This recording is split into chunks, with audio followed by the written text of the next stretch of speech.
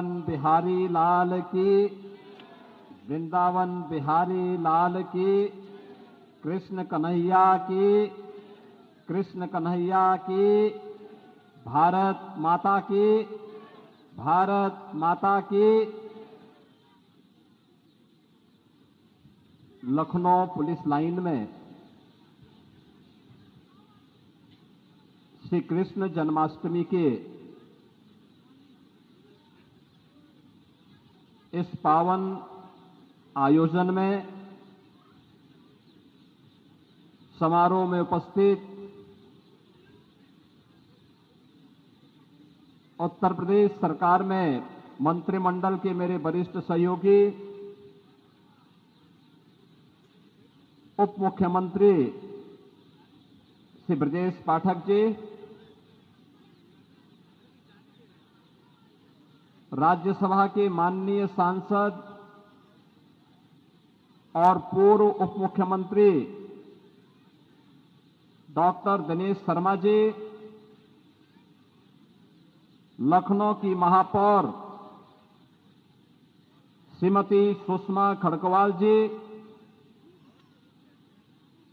माननीय सांसद श्री संजय सेठ जी, माननीय विधायक डॉक्टर नीरज वोरा जी, श्री ओपी श्रीवास्तव जी, मुकेश शर्मा जी, प्रदेश के मुख्य सचिव श्री मनोज कुमार सिंह जी,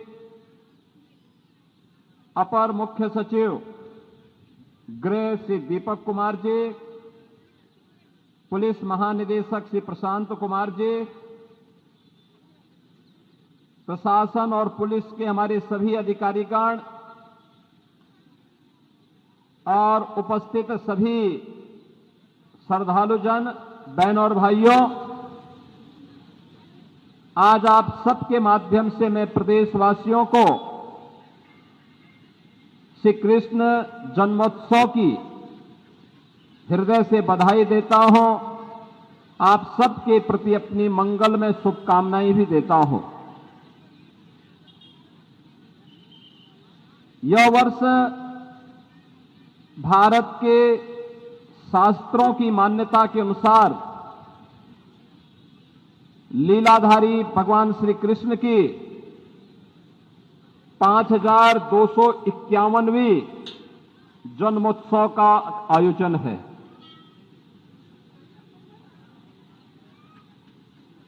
ये जो आयोजन है केवल आयोजन मात्र नहीं है, विरासत के साथ जोड़ते हुए पिछले 5251 वर्षों से पूरे भारत का सनातन धर्मावलंबी इन आयोजनों के साथ जुड़ता रहा है। और यह एकमात्र आयोजन है जो थानों में, जेलों में, पुलिस लाइनों में इतनी भव्यता के साथ आयोजित करके कानून व्यवस्था और सुरक्षा के अपने अत्यंत महत्वपूर्ण दायित्व का निर्वहन करने वाले पुलिस कार्मिकों की सुरक्षा से जुड़े हुए विभागों के एक महत्वपूर्ण आयोजन के साथ जुड़ करके श्री कृष्ण जन्मोत्सव के इस कार्यक्रम के साथ उन्हें इस आयोजन के माध्यम से जोड़ा जाता है। बहनों और भाइयों, हम सब जानते हैं कि भगवान श्री कृष्ण यद्यपि श्री हरि विष्णु के एक पूर्ण अवतार के रूप में मान्य हैं। जन्म से ही उनकी लीलाओं का क्रम प्रारंभ हुआ और यह मान्यता है कि इस धराधाम पर 125 वर्ष 8 महीने उन्होंने व्यतीत करने के बाद अपनी लीला को स्वयं विश्राम दिया। एक लंबे समय तक उनकी लीलाओं को अलग अलग कार्यक्रमों के माध्यम से हम लोग सुनते हैं, प्रमाण के रूप में उन्हें प्रयोग करते हैं। और श्रीमद् भगवत गीता दुनिया का एकमात्र ऐसा पावन ग्रंथ है जो युद्ध भूमि में उन्होंने अपने सखा और अपने शिष्य अर्जुन को जो अमर ज्ञान दिया, उसे आज श्रीमद् भगवत गीता के रूप में हम लोग घर घर में उस ग्रंथ की पूजा करते हैं। यहां तक कि भारत की न्यायपालिका भी उस ग्रंथ के प्रति उतना ही श्रद्धा का भाव रखती है जितना सनातन धर्मावलंबी रखता है। श्रीमद् भगवत गीता को मोक्ष ग्रंथ भी माना गया है। मुक्ति हम सबके लिए ये मान्यता है कि जीवन में हर मनुष्य के लिए जीवन के 4 महत्वपूर्ण पुरुषार्थ हैं: धर्म, अर्थ, काम और मोक्ष। आधारशिला धर्म से प्रारंभ होती है। वह अपने कर्मों के माध्यम से जो अर्थ का उपार्जन करता है, वह उसकी कामनाओं की सिद्धि में जब वह उसका उपभोग करता है, उसका उपयोग करता है, तो उसकी मुक्ति का मार्ग स्वतः प्रशस्त होता है। यह एक सामान्य मान्यता है, लेकिन श्रीमद् भगवत गीता के लिए जो सबसे महत्वपूर्ण उपदेश है हर भारतवासी के लिए, यह उपदेश आज भी हम सबको एक नई प्रेरणा प्रदान करता है। याद करिए, आजादी के अमृत महोत्सव के मुख्य समारोह को संबोधित करते हुए देश के यशस्वी प्रधानमंत्री जी ने देशवासियों से कहा था कि हम लोग देश के अमृत महोत्सव को, आजादी के अमृत महोत्सव को मना रहे हैं, लेकिन अमृत महोत्सव मात्र अमृत महोत्सव नहीं है। हमें आगामी 25 वर्षों की कार्य योजना के साथ कार्य करना है और 25 वर्ष की हमारी जो कार्य योजना होगी, ये कार्य योजना ऐसी होगी जब 2047 में जो पीढ़ी होगी, उस समय की जो पीढ़ी होगी, उस समय हम उन्हें ऐसा भारत देंगे जो विकसित भारत होगा, जहां चेहरे पर खुशहाली होगी, जिसे अपने भारत पर गौरव की अनुभूति होगी। कहीं कोई दुखी नहीं होगा, कहीं कोई दरिद्रता नहीं होगी, कहीं कोई अराजकता नहीं होगी, कहीं कोई गुंडागर्दी नहीं होगी। हर हाथ को काम होगा, हर खेत को पानी होगा। और इस संकल्प के साथ जब हम आगे बढ़ेंगे, 2047 के इस लक्ष्य को प्राप्त करने के लिए उन्होंने पंच प्रण की बात कही थी। पंच प्रण में जो सबसे महत्वपूर्ण प्रण है वह है नागरिक कर्तव्यों का। याद करिए, श्रीमद् भगवत गीता में भगवान कृष्ण भी अर्जुन से एक ही बात कहते हैं कि कर्मण्येवाधिकारस्ते मा फलेषु कदाचन। हे अर्जुन, तुम कर्म करते रहो, फल की चिंता मत करो। अक्सर होता है हम कौन सा काम करेंगे, इसके लिए हम लाभ और हानि देखने का प्रयास करते हैं, और जब भी हम किसी कार्य को करने के पहले लाभ और हानि की चिंता करते हैं तो हम उसके पुण्यों से वंचित हो जाते हैं। याद रखना, अच्छा करेंगे अच्छा फल प्राप्त करेंगे, बुरा करेंगे उसके पाप से कोई हमें मुक्त नहीं कर सकता, दुनिया की कोई ताकत नहीं मुक्त कर सकती। अक्सर हमें कहते हैं कि हम गलत करेंगे, लेकिन मंदिर में जाके पैसा चढ़ा देंगे, लड्डू चढ़ा देंगे तो हमें मुक्ति मिल जाएगी। इससे कभी नहीं हो सकता। अगर पाप किया है तो उस पाप का भुक्तभोगी हमें बनना ही पड़ेगा।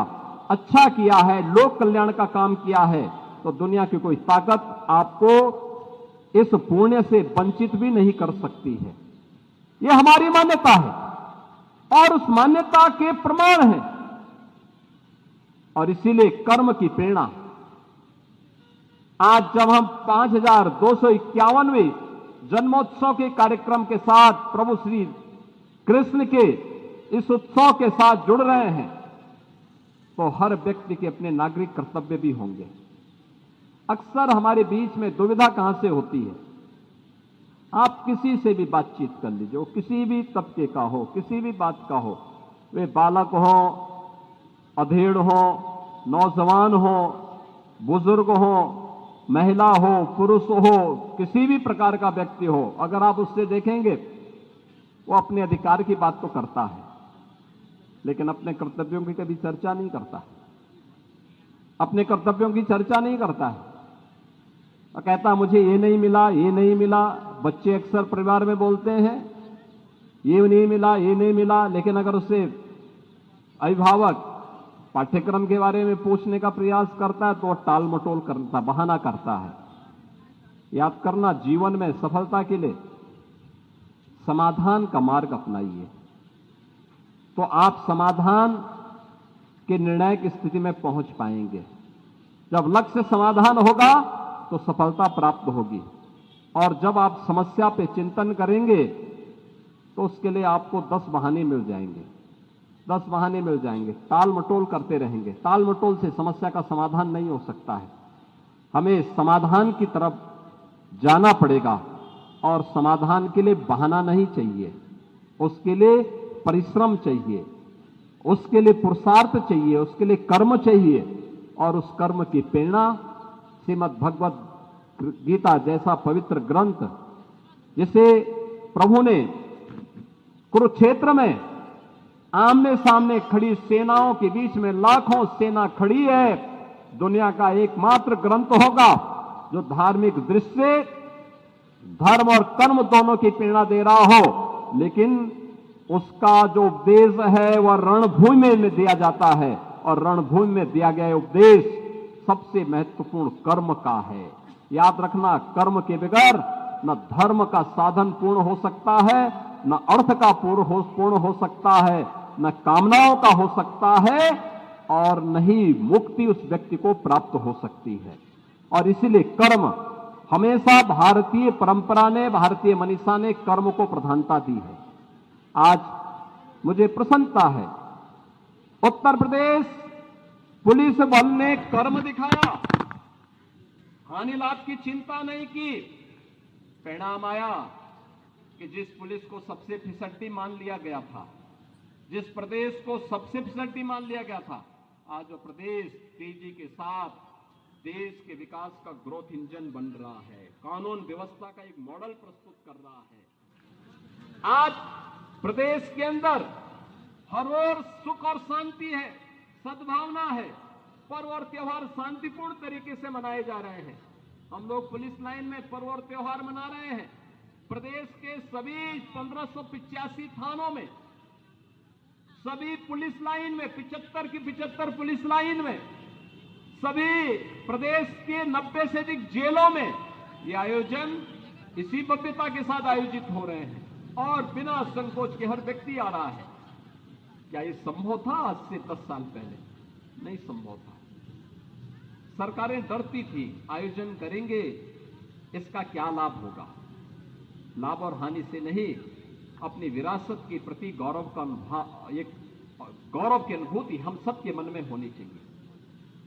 विकास, उस विरासत का सम्मान करते हुए हम आगे बढ़ाएंगे, लेकिन उसके लिए उस प्रकार के प्रयास भी होने चाहिए, और वो प्रयास हुए, आज परिणाम हम सबके सामने है। और आज के इस अवसर पर मैं आप सबको इसी बात को कहूंगा, पंच प्रण में नागरिक कर्तव्यों के प्रति हम सबको, जो जिस क्षेत्र में है, छात्र है वो खूब अध्ययन करे, कर्मचारी है वो अपने फील्ड में अपने उत्तरदायित्व का निर्वहन तो करे, कुछ नयापन करने का प्रयास भी करे। सामान्य नागरिक है वह भी अपने फील्ड में कुछ अच्छा करने का प्रयास करे, और हम सबके सामने एक ही लक्ष्य होना चाहिए कि मेरा हर कार्य, मेरा हर कर्म, मेरा हर काम देश के नाम होगा, देश के लिए करूंगा, देश के लिए जीऊंगा, देश के लिए सब कुछ समर्पित करूंगा। अगर इस भाव के साथ हम कार्य करेंगे तो प्रभु की कृपा भी हम पर बराबर बनी रहेगी। आज के इस अवसर पर एक बार फिर से आप सबको श्री कृष्ण जन्मोत्सव का कार्यक्रम आज यहाँ पे पूरे प्रदेश भर में हर स्तर पर, सरकारी स्तर पर भी और विभिन्न संगठनों के स्तर पर भी और घर घर में भी ये आयोजन हो रहा है। ये मेरा सौभाग्य है। मैं कल ही मथुरा वृंदावन में गया था। कल मैं मथुरा में था। आज सुबह मुझे श्री कृष्ण जन्मभूमि पर दर्शन करने का सौभाग्य प्राप्त हुआ। कल मुझे श्री बांके बिहारी मंदिर में दर्शन करने का मुझे अवसर प्राप्त हुआ था। क्या श्रद्धा भाव है! लाखों की संख्या में श्रद्धालु आज मथुरा वृंदावन में आकर के श्रद्धा भाव के साथ दर्शन कर रहे हैं, उत्सव के साथ सहभागी हो रहे हैं। बिना किसी सहायता के लोग आकर के वहां पर सुविधा है नहीं है इसकी परवाह के बगैर पूरे श्रद्धा भाव के साथ झूमते हुए, गाते हुए, भजन करते हुए वहां पर जुड़े हुए हैं। और यह दृश्य मथुरा वृंदावन के साथ साथ पूरे प्रदेश के अंदर हर एक जगह देखने को मिल रहा है। मैं इस अवसर पर आप सबको हृदय से बधाई देता हूं, अपनी मंगल में शुभकामनाएं देता हूं और विश्वास व्यक्त करता हूं कि प्रभु के बताए मार्ग का अनुसरण करते हुए हम सब अपने जीवन को आगे बढ़ाने का कार्य करेंगे। आप सबके जीवन में प्रभु इसी प्रकार से कृपा बनाए रहे। इसी विश्वास के साथ मैं आप सबको श्री कृष्ण जन्माष्टमी की हृदय से बधाई और मंगल में शुभकामनाएं देता हूं। धन्यवाद। जय हिंद।